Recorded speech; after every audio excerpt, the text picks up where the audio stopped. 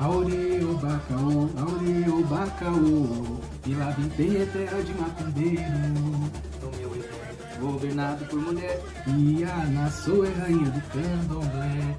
Axé, osneiros! Olha que coisa maravilhosa! Enredo e sinopse da Unidos de Padre Miguel. Que força, hein, meus amigos? Que força, que pegada! Um samba que já vem com esse refrão. E como é bom a gente ouvir um refrão que já traz o enredo, né? Já tá aqui a coisa, toda a ideia bem sintetizada, resumida, mas está contida dentro desse refrão principal, dentro desse refrão de cabeça, a chamada pro samba. E com toda essa força que é justamente o que a gente espera da Unidos de Padre Miguel, do Boi Vermelho, a escola chegando no especial, coisa que, né, já era aí desejada pela escola, por sua comunidade, pela comunidade do samba que espera por esse momento há muito tempo. Então temos aí Unidos de Padre Miguel com Ebé e Anassô. O enredo que é uma homenagem dupla, é importante de se dizer isso, é uma homenagem tanto a Anassô quanto à Casa Branca do Engenho Velho, a fundadora, aquela que iniciou a Casa Branca e que vem desde ali da constituição da rainha do candomblé, como diz o samba enredo, até os dias de hoje, essa casa centenária e tão importante dentro da constituição religiosa brasileira, de como a religiosidade do brasileiro se constitui. Então, mediante a grandeza desse enredo, mediante a importância desse momento, já peço aqui para você, deixe sua curtida, deixe seu comentário, compartilhe o vídeo. Caso ainda não seja inscrito, se inscreva, por favor, ajude, apoie, considere o Apoia-se da Osner, porque realmente faz toda a diferença para a continuidade do nosso trabalho e também, né, para a gente fazer coisas novas que todo mundo quer. Então, considere, gente, faz toda a diferença, de verdade. Mas vamos lá, Unidos de Padre Miguel, vamos fazer esse casamento, sinopse e samba de enredo. Então, como eu disse, trata-se de um enredo de homenagem dupla. E na sinopse da Unidos de Padre Miguel, uma sinopse bastante objetiva, bastante direta, uma sinopse que já está setorizada, então isso nos permite ver como que a escola vai se organizar no seu desfile, inclusive trazendo para o samba de enredo, né, vendo se o samba obedece essa mesma cronologia, qual que é a ideia da escola em relação a esse planejamento. Então uma sinopse que realmente vai no ponto, ela é bastante clara, bastante objetiva, repito, mas muito rica e realmente falando sobre aquilo que é importante de ser dito dentro desse contexto, dessa homenagem dupla que acaba se tornando uma, porque impossível falar de Anassô e não falar da Casa Branca, e falar da Casa Branca e não falar de Anassô. Então é uma complementaridade, é uma sabedoria muito grande fazer essa junção e homenagear a Casa Branca, começando através da sua fundadora, né, de quem começou com tudo isso, e não só a Casa Branca, mas o próprio candomblé, enquanto religiosidade organizada, que começa ali justamente no terreiro da Barroquinha. Mas então vamos lá. Sinopse. A sinopse começa com Anassô. A inscrição ainda está dentro de território africano, ainda dentro do palácio do Alafim de Oió, ou seja, Anassô ainda pertencente à corte do Alafim, ou seja, o rei de Oió, e dentro de todo esse contexto em que as mulheres, as iás, eram absolutamente importantes tanto para o estabelecimento do rei quanto para a questão de culto religioso a Xangô, que é o orixá do Alafim de Oió. O próprio Xangô já foi um Alafim de Oió. Então o enredo ele começa justamente fazendo essa citação e falando sobre esse cenário de realeza, sobre esse contexto de realeza. Já coloque Anassô como uma rainha antes mesmo da fundação do candomblé, pelo fato de já pertencer à corte do rei. Então já tem esse caráter de realeza. E aí ele parte, já depois de citar esse contexto, a gente já vem para o contexto que Anassô, junto com outras personalidades da corte, tanto de Oió quanto de outros reinos africanos, são trazidas para o Brasil já dentro desse contexto de pessoas escravizadas. E aí fala sobre esse percurso, fala sobre essa trajetória, né, a travessia entre África e a travessia para o Brasil, e coloca dentro dessa ideia do quanto é sofrido, do quanto foi violento, do quanto é tenebroso esse contexto, e ao mesmo tempo o quanto a escravidão trouxe para o Brasil a questão da ancestralidade africana, da religiosidade, de legado ancestral, e isso vai muito além da religiosidade. Aqui a gente fala também sobre aspectos culturais. E aí, passando isso para o samba enredo, a gente já tem aqui na primeira parte do samba: Eo, Caô, Cabecilê, Babaobá, Couraça de Fogo, Norô do Velho Ajapá, a raça do povo do Alafim, e arde em mim rubro ventre de Oió. Então aqui a gente já está falando do contexto africano, quando Ianaçu ainda está em África, junto à corte do Alafim, já faz essa referência muito forte a Xangô, que é o orixá de devoção do Alafim e de toda a corte, e já coloca essa herança que ela traz, rubro ventre de Oió, ou seja, ela é dali, ela traz tudo aquilo que é dali em si, dentro da própria Ianaçu. Isso cabe tanto dentro do contexto de África, quanto dentro desse contexto de travessia para a chegada ao Brasil. Continua o samba. Na escuridão, nunca andarei só. Vovó dizia, sangue de preto é mais forte que a travessia. Saudade que invade, foi maré em tempestade. Sopra a ancestralidade no mar. E rainha. Então tá dentro desse contexto que eu narrei para vocês, né? Dessa sequência da sinopse que fala sobre esse contexto durante a travessia, sobre a tristeza, sobre a saudade, sobre a força de se manter vivo, mesmo diante de ato tão violento, usurpação da liberdade, usurpação da sua própria identidade. Então o samba ele é muito feliz dentro dessa descrição, faz essa exaltação ali no começo a Xangô, quando cita, por exemplo, coraça de fogo no orô do velho Ajapá, o Ajapá, que é o cágado, né, que é um animal votivo de Xangô. O orô é a palavra para ritual, então já nos coloca dentro desse contexto em que a Ianaçu vivia de ritual para Xangô, de ritual sagrado para Xangô, que ela vivia tanto na África e que ela está trazendo para o Brasil durante esse processo de travessia. Chegada ao Brasil,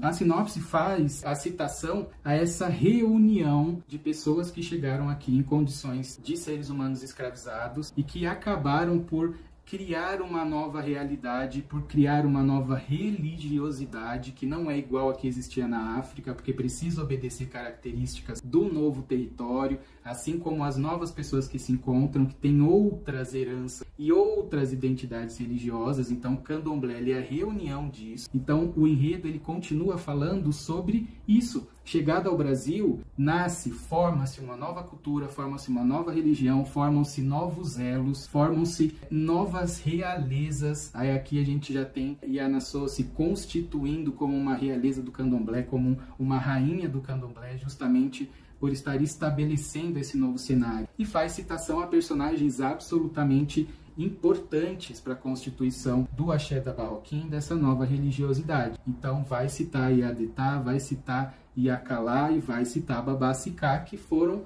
pessoas que ajudaram Ianaçu dentro deste contexto inicial. E aqui a gente fala que mesmo dentro, a sinopse fala que mesmo dentro desse contexto de sofrimento, essa força, esse elo e essa união faz com que tudo isso seja passado de uma maneira muito forte, que isso seja passado de uma maneira sem martírio, mas de uma maneira ativa e bastante proativa, de realização, de fazer acontecer. E aqui a gente tem a continuidade do samba, que também é bem feliz nessa descrição. Então, preceito é herança sem martírio. Airá guarda seus filhos no ilê da Barroquinha, que é onde essas pessoas se reúnem, ali na Irmandade. É importante a gente frisar que quando as pessoas escravizadas, os negros escravizados chegam no Brasil, eles são rebatizados segundo a ordem católica e eles têm um apagamento oficial, porque não se apaga a história da cabeça de ninguém.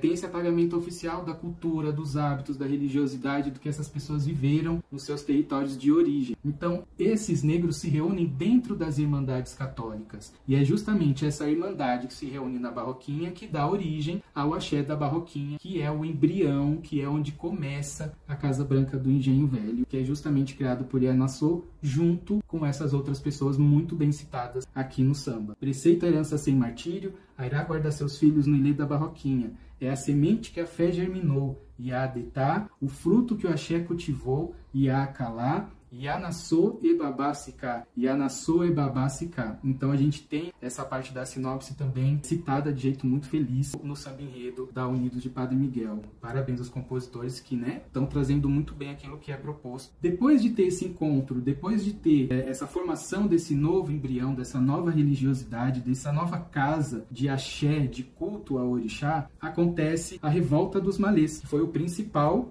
levante de escravizados contra essa situação de falta de liberdade, de violência ocorrida dentro do Brasil. Dentro da revolta dos malês, um filho de Ianaçu é envolvido e a polícia coloca como condição que ele seja punido. E Anassou o que faz? Ela faz uma contraproposta. Ela diz que se o filho for liberto, que ela retornaria à África e não mais voltaria. E isso de fato foi feito. Foi aceita essa troca e Anassou voltou para a África junto com seu filho e com outras pessoas também ligadas ao culto, com filhos de orixá. Pessoas que ela iniciou no orixá também retornaram com ela para a África. Depois dessa ida, anos depois, retorna ao Brasil Marcelina Albatossi, que era uma filha de orixá de Anassou. E Anassou nunca mais retorna, ela cumpre com a sua promessa. Mas Marcelina Albatossi volta e Marcelina Albatossi retoma o culto, reorganiza aquele núcleo religioso e aí já com auxílio, com apoio de outras pessoas e estabelece o axé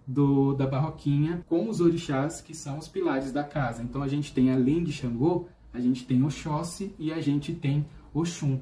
E aí vem a sequência do samba enredo, muito feliz também falando sobre isso. E aqui eu gostaria de fazer uma observação interessante, porque essa passagem, que é muito importante no enredo da Revolta dos Malês, que gera esse retorno de Anassou para a África, é retratada no samba como se fosse um diálogo entre Marcelina Albatossi e a própria Anassou. Justamente nesta parte do samba que eu vou falar agora. Vou voltar, maninha, eu vou. Vou voltar, maninha, chore não. Que lá na Bahia, Xangô fez revolução. Então ela coloca essa questão da revolução dos malês como se fosse uma lembrança nesse diálogo. Então é Marcelina lembrando e Anassou. Eu vou voltar, Xangô fez revolução lá. E eu vou voltar porque lá está a revolução também religiosa. Essa frase no samba, ela tem interpretação dupla, porque ela serve tanto para falar sobre a Revolução dos Malês, quanto sobre a Revolução Religiosa, sobre o nascimento dessa nova religiosidade. Vale lembrar, o candomblé é uma religião brasileira, não existe o candomblé em território africano.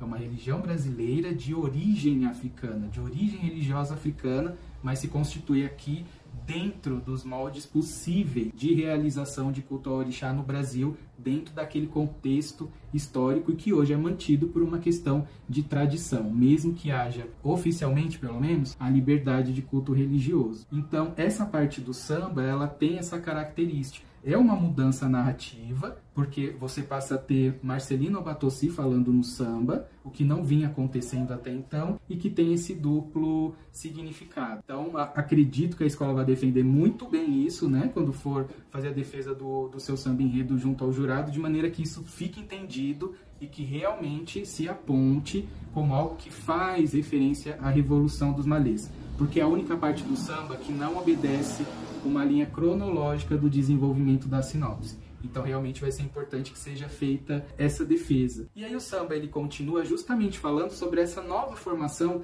da Casa Branca, agora já não mais junto à Igreja da Barroquinha, mas sim onde se encontra hoje o Ilê Axé e Anassou Oká, que é a consequência do Axé da Barroquinha e que é justamente a sequência dessa homenagem realizada pelo Unidos de Padre Miguel. E aí o samba faz essa referência ao axé, Ilê Axé e Anassou Oká, falando sobre como ele é estruturado, sobre os orixás importantes para o seu axé, e ele vai até além da sinopse, porque ele coloca referência a outras personalidades importantíssimas da Casa Branca, além dos orixás que constituíram a casa lá no começo. Então o samba vem. Oxê, a defesa da alma na palma da mão. No clã de Albatossi, a bravura de Oxóssi no meu panteão. É do Oxum o acalanto que guarda o Otá. Do velho engenho, xirê que mantenho no meu caminhar. Toca o Adarum que meu orixá responde. Aqui tem uma referência ao próprio orixá Ogum, muito importante dentro de personalidades importantíssimas da Casa Branca do Engenho Velho. Olorum, guia o boi vermelho, seja onde for.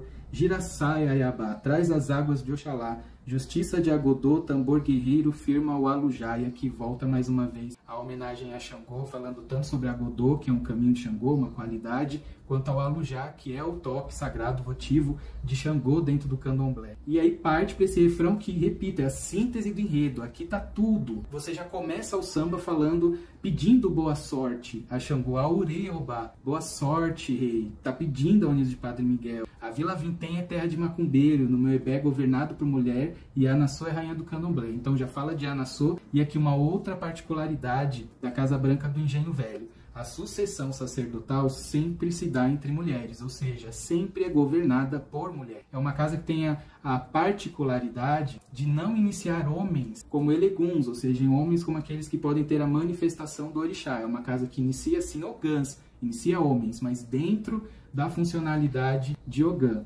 Então, essa função sacerdotal e a sucessão sacerdotal sempre se dá e dará, que a tradição seja mantida, né, entre mulheres. Portanto, no meu Ebé, governado por mulher. E assim é que a coisa acontece e continuará acontecendo. E depois de fazer toda essa citação, falar sobre a trajetória de Anassô, falar sobre a trajetória da Casa Branca do Engenho Velho, a Unidos de Padre Miguel faz uma grande conclamação de pertencimento a esse axé. Faz uma grande conclamação de homenagem e de falar: nós somos herdeiros desse legado, nós fazemos parte desse legado. E aqui eu quero até ler essa parte final da sinopse, porque é realmente muito bonita, coloca muita força desse enredo e como que a escola se coloca dentro desse contexto, que é realmente algo muito bonito. Assim, hoje o Ebé Vila Vintém bate seus tambores. Somos mais uma pequena África, somos mais um terreiro sagrado do samba, somos o cortejo de um povo feliz, somos mais uma nação orgulhosa, nascida do ventre do axé,